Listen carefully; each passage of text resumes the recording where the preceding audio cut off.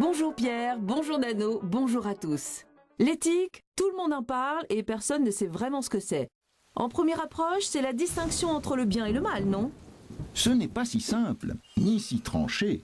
Dans un contexte donné, tout le monde n'est pas toujours d'accord sur ce qui est bien ou mal. Effectivement, mais à quoi ça sert l'éthique? Un début de l'éthique, c'est de s'interroger sur une manière responsable d'agir. Que signifie alors éthique des innovations? La technologie introduit des innovations qui modifient les usages, la manière de vivre des gens. L'éthique pose la question du sens, de l'intérêt de ces changements. Mais le chercheur, est-il responsable de tous ces changements? Le chercheur est responsable de sa recherche envers la société où il vit. Mais est-il responsable des applications de sa recherche, de leur impact sur la santé, l'environnement ou sur la condition humaine? L'éthique pose ces questions pour tenter d'y répondre ensemble. Oh là là, ça n'a pas l'air simple l'éthique. Plutôt prise de tête, hein. Moi je préfère me laisser porter par le vent. C'est parce que toi, Nano, tu n'es que matière. Tu n'as pas conscience de tes actes. Tu n'es donc pas responsable de leurs conséquences. Mais Pierre et nous, maîtrise-t-on les conséquences de tous nos actes? Non, nous ne maîtrisons pas tout. Les conséquences sur le long terme, dans les domaines de l'environnement, la santé ou la justice sociale par exemple.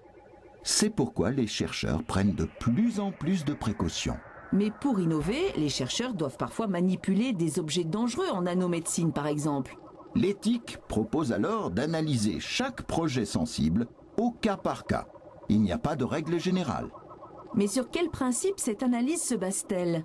Un code de conduite proposé par la Commission européenne tente de définir ces principes autour de quelques mots-clés.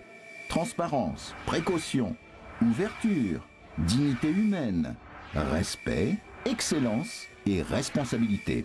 Pierre, sérieusement, comment voulez-vous que les chercheurs gèrent leurs recherches et en plus des discussions philosophiques aussi complexes? Bravo Kathleen, je suis tout à fait d'accord.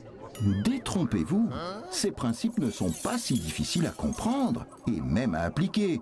La plupart des scientifiques sont conscients de leurs responsabilités et sont très intéressés par un dialogue avec la société sur toutes les questions d'éthique. Soit, mais en définitive, l'innovation technologique, c'est dangereux? Dangereux parfois et utile le plus souvent. Tout dépend de l'usage qu'on en fait. Justement, une réflexion éthique peut nous aider à anticiper sur ces usages.